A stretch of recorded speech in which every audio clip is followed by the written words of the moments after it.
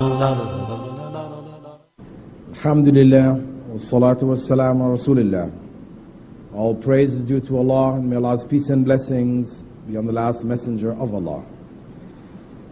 As my brother Muhammad Naik introduced the topic, Islam, the Misunderstood Religion. In fact, it was the topic which was the title of a book written by Muhammad Qutb, which influenced me to become a Muslim some 20 odd years ago.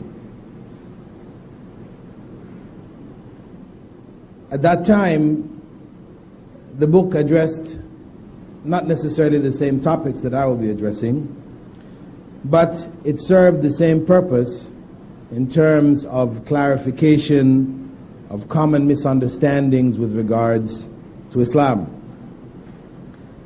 from mostly a political perspective, because at the time when I accepted Islam, I was a communist after having left Christianity for communism. So it clarified for me from a political perspective why Islam was the most effective system, or had with it the best principles for the running of human society and for the protection of the rights of individuals and creatures on the earth. My talk is focused more from a general misunderstanding held around the world with regards to Islam. And that misunderstanding could be traced back to two major sources. If we assume that the world media, for the most part, originates in the West. When we look at the various news reports, it's by AP, Associated Press, Reuters, all these press agencies, the vast majority of them, are Western-based. And as such, they influence the media all over the world today. We have to understand that the misconceptions which are prevalent in the media today are a result of either one or another factors, of two factors. The one, or the first, would be that of deliberate misinformation.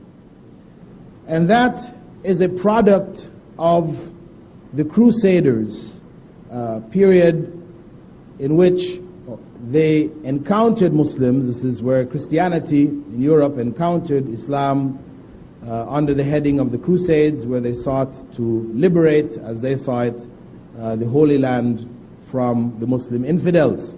In order to generate support for this crusade, there were large amounts of false information disseminated about Islam in order to encourage these people to go and fight, give up their lives to occupy this particular land. Of course, historians since then, have pointed out that the reasons behind it were, to a large degree, economic and not religious at all. It had to do with the trade which was coming from the Far East, trade in spices, trade in silk, etc., that the Muslims were the middlemen, and they wanted to remove the middlemen. But it was given this overtone of religious struggle in order to motivate the masses to support this crusade. And we could say today's misinformation, deliberate misinformation, is a part of that. It's an extension of it, or we could say it is a hangover from the period of the Crusaders. What came out of that period, during the period of colonial expansion over the Muslim world, as well as the rest of the world, is a tradition of study known as Orientalism in the West. Orientalism meaning they specialized in Eastern things, Eastern religions, etc. It included others, but focused to a large degree on Islam because they represented the largest group. And it was missionary-based.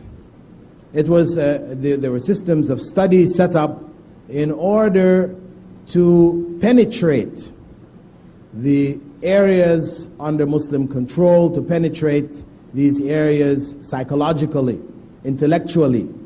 So they made a study of Islamic texts, etc., to try to find opportunities or avenues by which they could confuse the people, create doubts in the peoples about their religion in order to support their own political control over those given areas.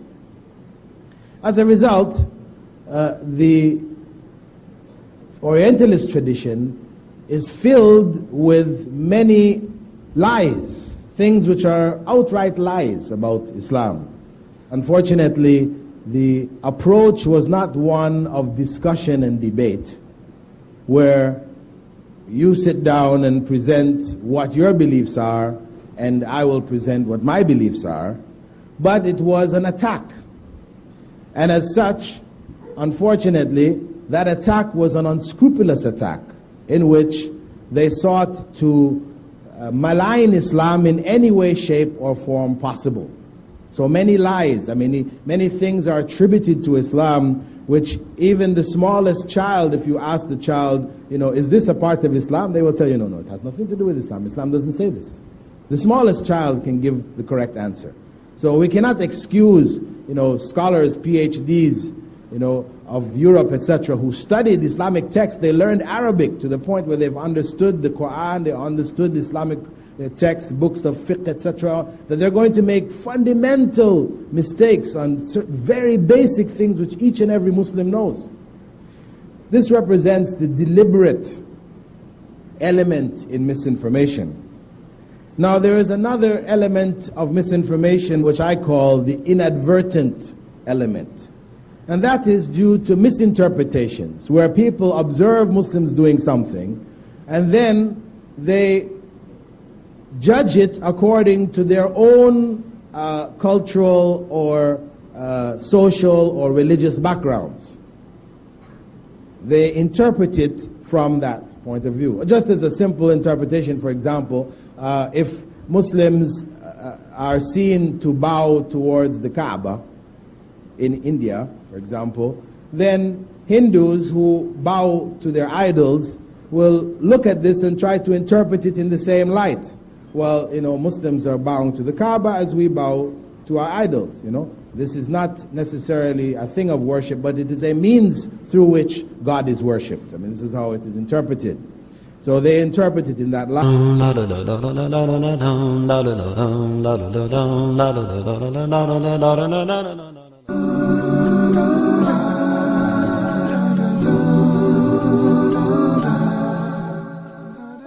Earth, the human heart, greed, exploitation, hatred, all diseases of the heart.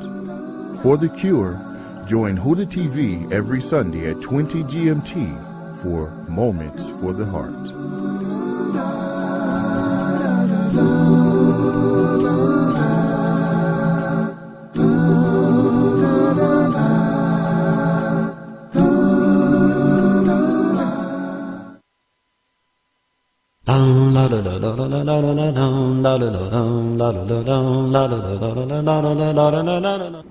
Or, for example, Muslims slaughtering of animals.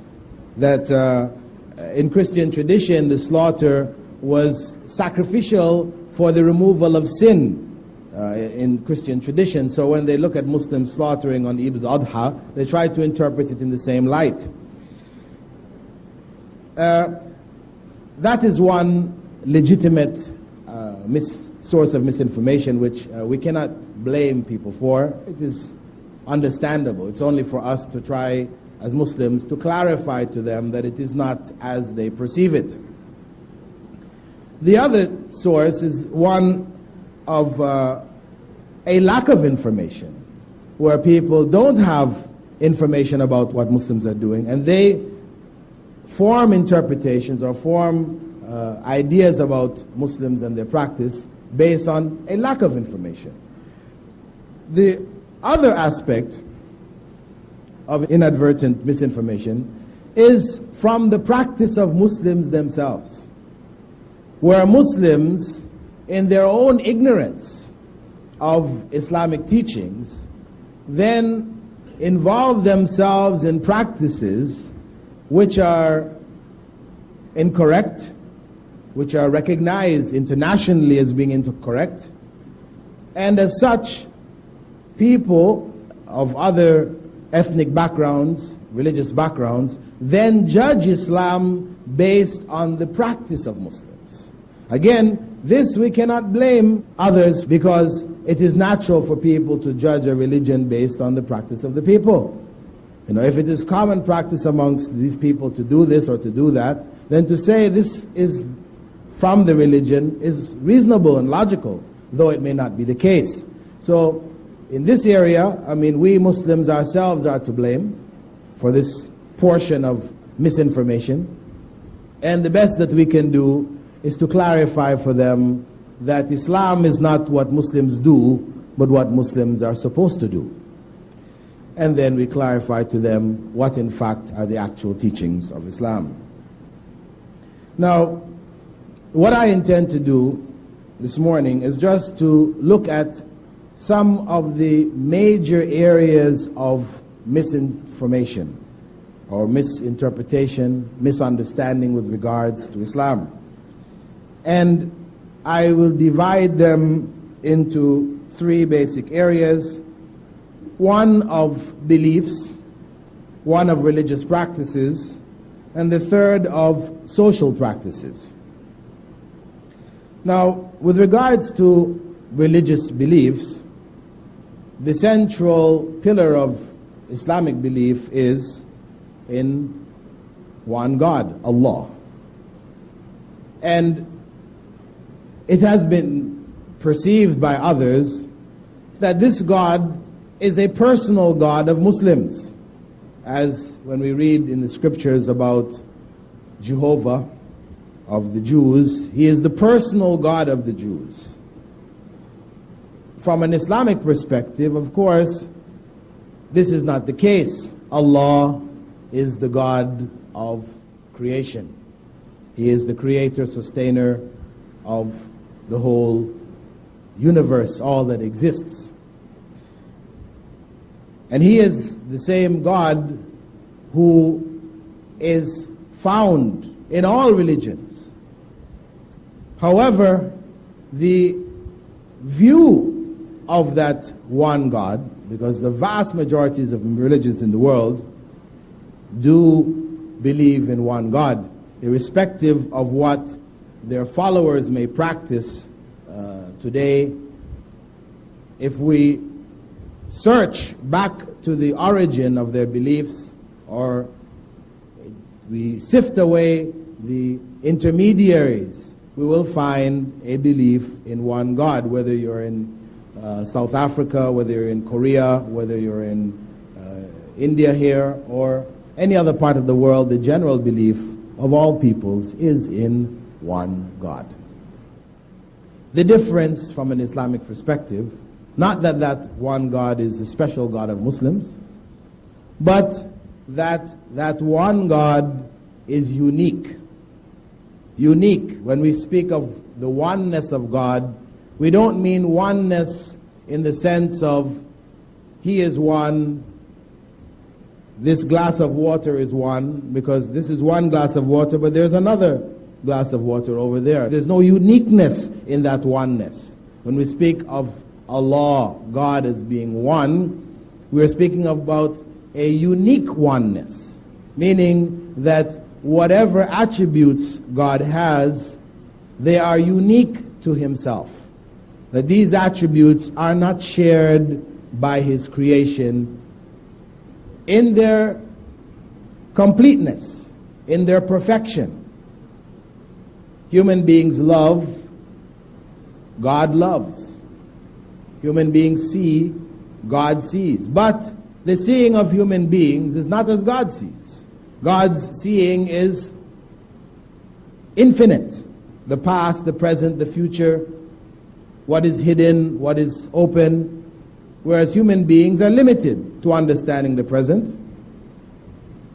with limited information about the past, virtually no information about the future, and what is hidden from them they cannot perceive.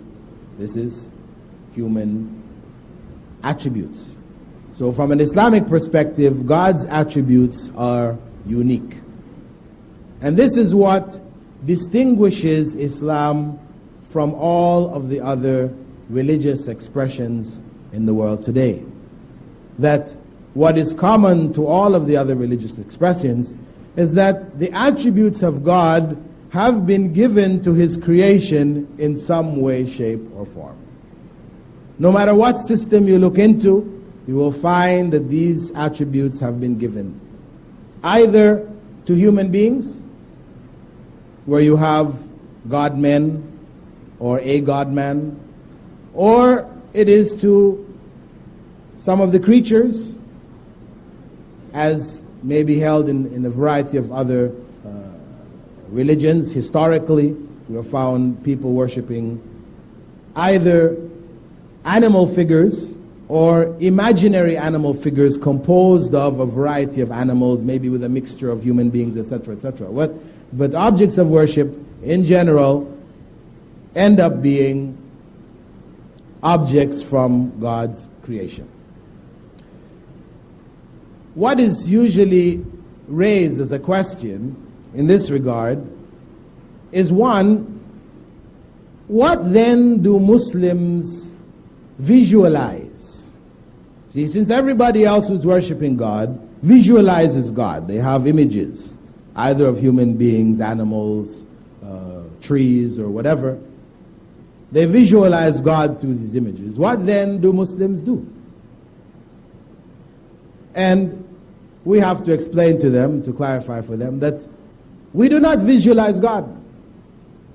Because if we strive to visualize God, then we have visualized His creation. Because we can only visualize what we have seen. If I tell you about something you have never seen, having attributes and qualities you have never perceived in any way, shape, or form, then you cannot visualize it. I mean, these are among the things of this world. If I tell you about a fruit in Sumatra, which you have never tasted, I can only tell you it's like a mango, and it looks like a this, and it feels something like a that. But can you actually really perceive of what this is? No. Until you taste it, you cannot. This is the nature of human beings. We cannot see, our senses cannot perceive or understand what we haven't experienced. So, for a human being to try to visualize God, and some people say, okay, well, God's a spirit. Then, when people say God is a spirit, something comes to mind. That spirit is some kind of a smoky, hazy kind of a thing. You know, there people still are going to try to put something in their mind of what a spirit looks like. So, in Islamic perspective, we don't even say God is a spirit. We don't say this. The spirits are created.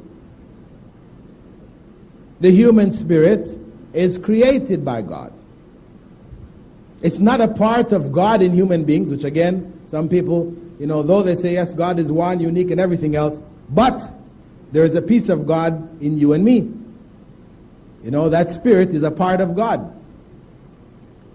This is a common belief. And of course, once you open that door, so for somebody to say that part of God's spirit is inside you and is inside me, there only remains for somebody to pop up and say, well, guess what? Yes, it's true, God's spirit, part of it is in you and is in me, but God's spirit is more in me than you.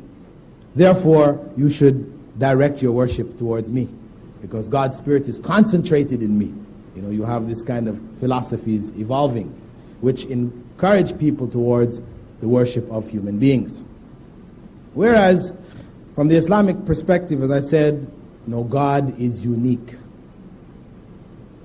in the purest sense.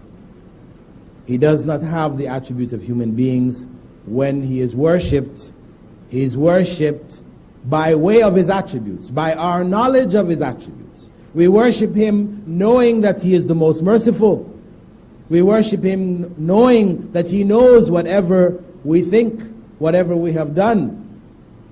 We worship Him knowing that He is forgiving, that He has control over all things. Since everything which takes place in the universe is by His permission, then our worship should be directed to Him. So this is how we worship God without trying to visualize Him in any way, shape, or form. So for us, the Kaaba, the direction in which Muslims worship in Mecca, is not an object of worship. The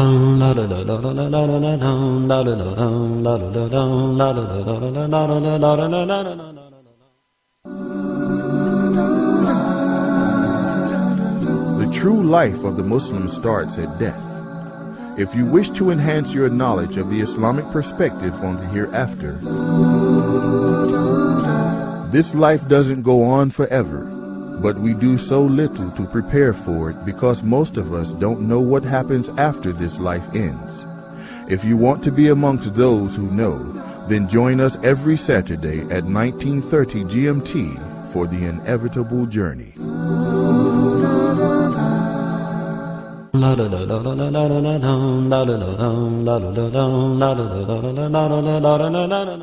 The Kaaba, the direction in which Muslims worship in Mecca, is not an object of worship.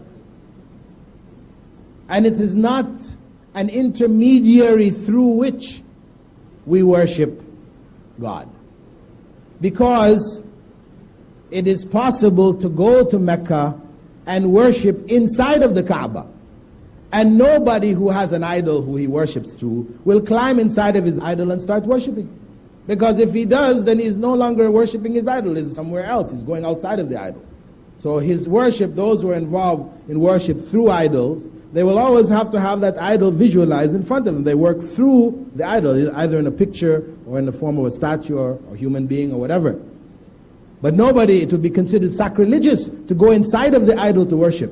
So from an Islamic perspective, the Kaaba is only a direction of worship. It focuses the direction for the organization of prayer. So people and mosques are lined up in that direction all over the world, which would appear, if one were to rise above the earth, as concentric circles from Mecca over the rest of the earth. So it's only a direction of worship. In fact, the Kaaba was broken down at one point in time.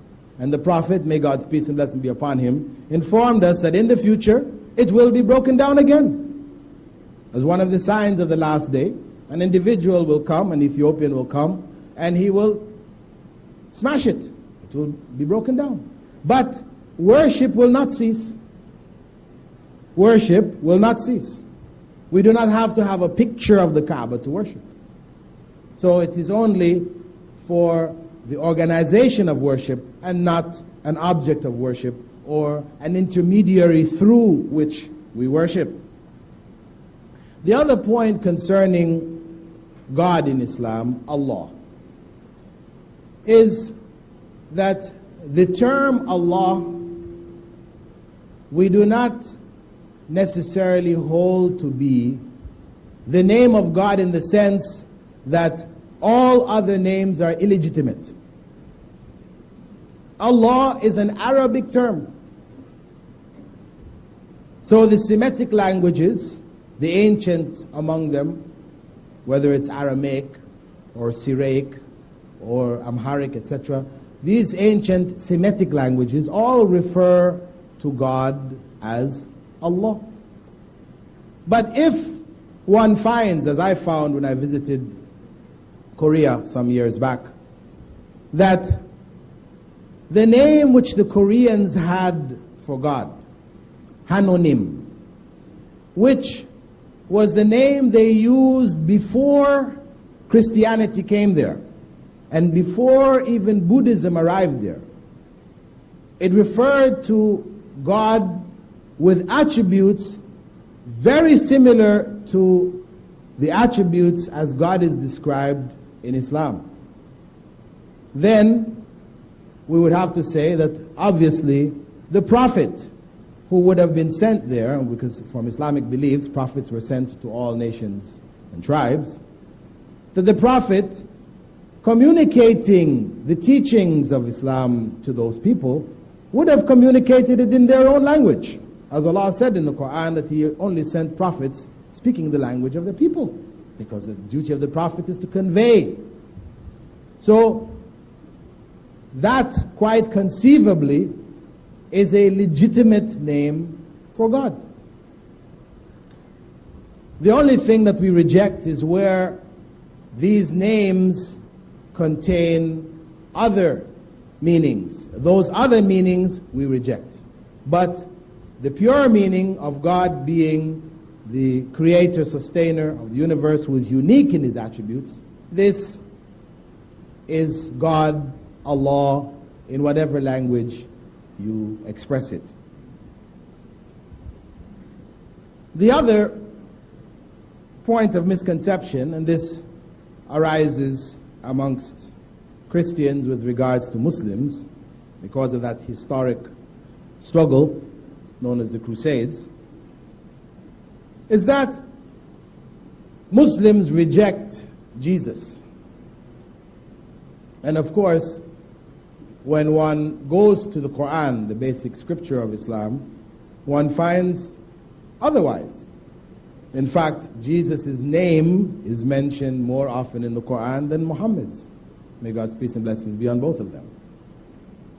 It's not to say that Jesus is mentioned more times in the Quran than Muhammad. May God's peace and blessings be upon them. But that by name, Jesus is mentioned more often.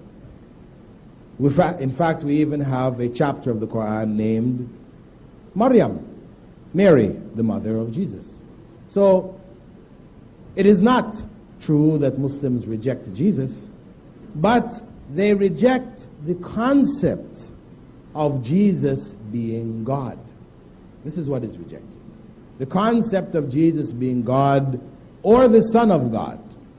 Son of God, which in Christian theology, in essence, means that Jesus was God. God became man and dwelt among men. This is what is rejected by Muslims.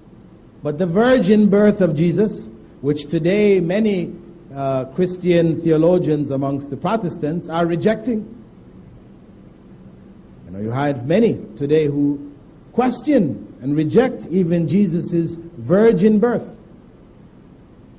For Muslims, it is a point of belief. If a Muslim denies that Jesus was born from a virgin, he or she who denies it denies Islam, because they're denying the clear text of the Quran. So it is a point of faith for Muslims to believe in the virgin birth of Jesus. However, virgin birth from an Islamic perspective does not elevate Jesus to godhood, does not give him any aspect of divinity, because birth is a quality of creation, not the creator. Because once you're talking about birth, whether it's virgin or otherwise, you're talking about creation. You're no longer talking about God. So virgin birth does not indicate divinity. It's not evidence for divinity. As Allah in the Quran Himself states, that the example of Jesus is that of Adam. Jesus is like Adam. Allah created them by the command, be, and they were. That is the bottom line. And we look at Jesus' creation by the Virgin Mary as being a completion of the modes by which human beings were created. There are 4 basic modes. Until the birth of Jesus, 3 existed. human beings created without fathers or mothers. That was Adam. A human being created without a mother. That was Eve. Human beings created with fathers and mothers. That's humankind. And Jesus, a human being created without a father. This is only a completion of the modes of creation. Allah can create us as He wishes.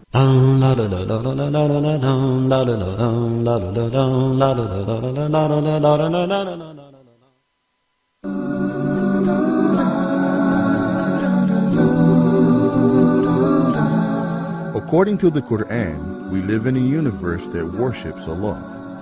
It is not just human beings who celebrate His praises, but animals as well.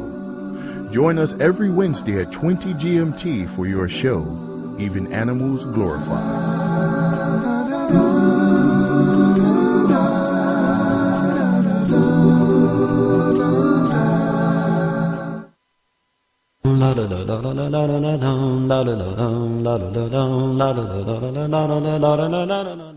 The other misconception concerning Islam in terms of its beliefs is that Muslims are Arabs. Of course, in India, this is not so much of a misconception because Muslims are living right next to the rest of the population, and they realize that these people converted. But for much of the world, Muslims were referred to as Turks at one point in time. And in general today, as a result of media propaganda, Muslims are looked at as Arabs. So many Westerners think that Islam is concentrated in the Arab countries. However, we know that the largest Muslim country today is that of Indonesia. Over 200 million Muslims. And they are not Arabs. So, in fact, when you add up the Arabs with regards to the rest of the Muslims, they are only some 20-25% of the totality of Muslims. So, Arab and Islam are not synonymous. And this is something which came also out of the era of the PLO activities where terrorism was being attributed to Muslims, Arab names were used, Arabs, Islam, it became confused and deliberately confused in many cases, and this impression was given. So when people want to make cartoons, for example, about Muslims, they will use an Arab representative, having a big hooked nose and a gutra, as the Saudis wear. Usually this is how they want to depict Muslims. That's the general image that they will depict, a typical Arab from Arabia. With regards to practices, religious practices, one of the common expressions about Islam is that it was spread by the sword. And I know this idea is revived in India to a certain degree by certain elements, to give the impression that people became Muslims by force. However, the realities of India belie that. Muslims ruled India for how many hundreds of years, and the vast majority of Indians are not Muslims. If they were putting people to the sword, unless if they did not accept Islam, then you would not have found a non-Muslim in India. But this was not the case. Muslims ruled Spain for some 700 years also. And the vast majority of Spaniards did not become Muslims. Many did, but the vast majority did not. Where populations became Muslims en masse, this was by the choice of the people. Their lands were administrated by Muslims. In the expansion of Islam from Arabia, but people accepted Islam by choice in the vast majority of cases. I'm not saying that we may not find somewhere, somehow, sometime, an instance in history where somebody forced somebody, but as a teaching of Islam, it is rejected. Allah states very clearly in the second chapter of the Quran, La ikraha fi din, that there is no compulsion in religion. One cannot force anyone. So it is against the fundamental teachings. If somebody did it, they did it in error. The next most common misconception is that Muslims have 4 wives. Polygamy. You know, especially for myself in the West, whenever people find out you're a Muslim, the first thing they ask you about is this 4 wives. You know, why 4 wives? You know, this is the biggest issue. First and foremost, we have to clarify for those who have this idea that this is not something which Islam prescribes, meaning that every Muslim must have 4 wives. And actually, you might think, oh, nobody would think that. Yes, when I was in England about 6 months ago, I met one English brother who accepted Islam, you know, and he had told me that he had wanted to accept Islam sometime before, but he loved his wife, you see, as he said, you know, he said, I really love my wife, and I didn't want to marry anybody else. So he held back from accepting Islam, thinking that once he became a Muslim, he had to have 4 wives. Right? So again, I mean, though it might seem quite funny to us, people have this misconception because Muslims are presented as having 4 wives.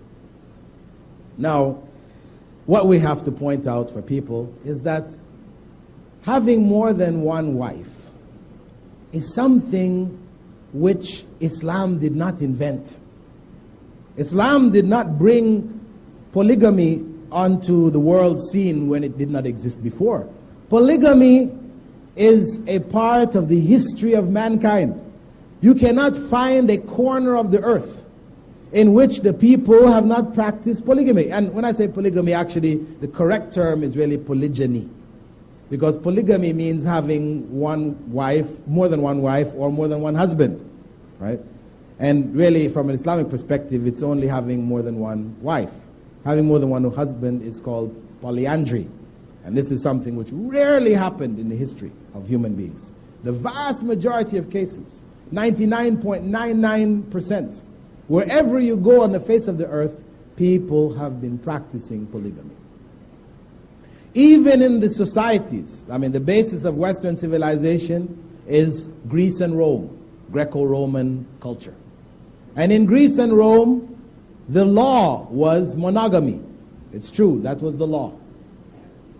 But in Greece and Rome, the majority of the population were slaves.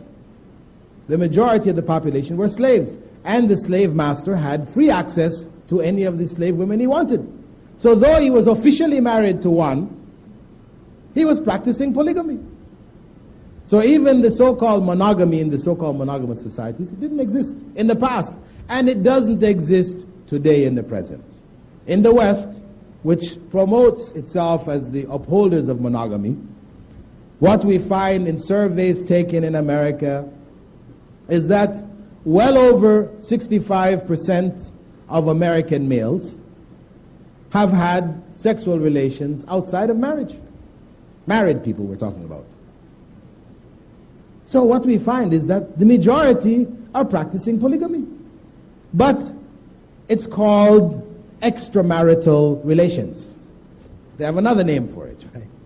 And by calling it extramarital relations, then one is not held responsible.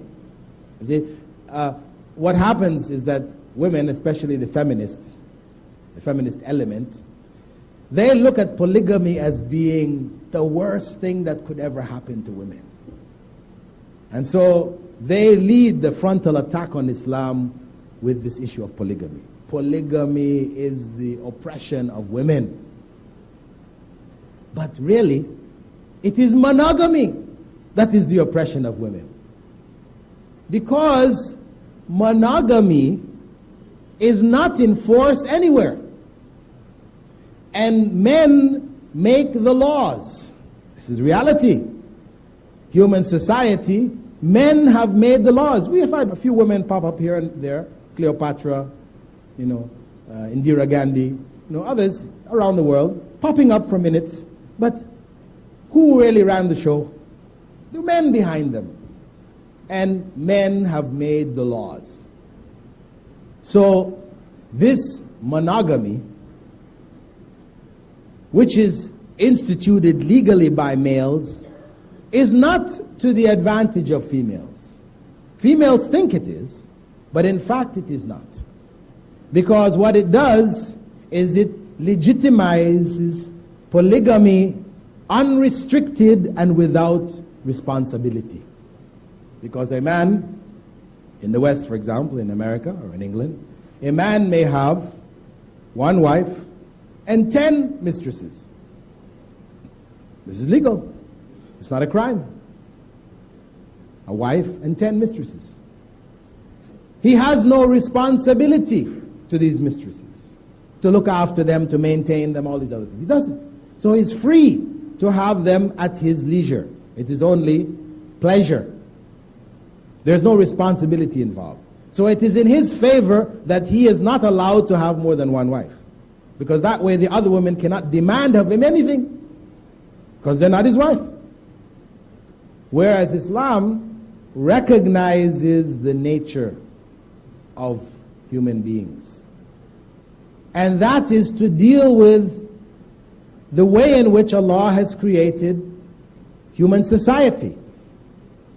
That human beings, when we look at the populations around the world, women outnumber men, with the exception of China and India, where unfortunately there has been systematic genocide against females. Right? Whether it is midwives being paid to kill young girls at birth, which has been reported in India on a large scale, or in China, where people are only allowed to have one child and everybody wants a male. The females are aborted or whatever. So a change in demographics have taken place over the last decades. But all of the countries around the rest of the world, there is a surplus of females. A surplus of females resulting, one, from wars. From wars. Wars which are continually happening, which involve death to males. Violent crimes in society. Mostly it is males killing males. Even statistics in terms of births, the number of children that die in the process of birth and in early stages of life, it is concentrated amongst males. And females live longer than males. If you go around the world and you add up all the people who are in their 90s, you will find that some 75 to 80% of them are females. Females live longer than males. Some people say it's due to stress and other things, but it's biological. Allah has created them that way.